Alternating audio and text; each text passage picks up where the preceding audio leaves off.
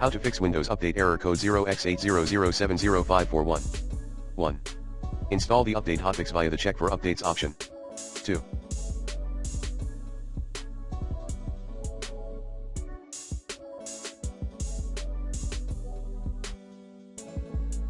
Install the update manually.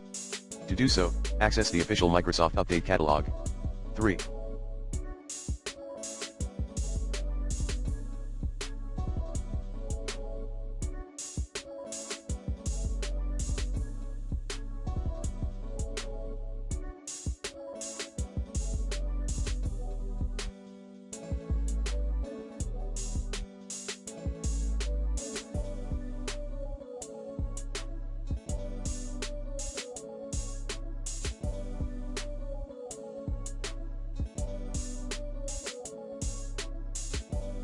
Repair, install or clean install your Windows.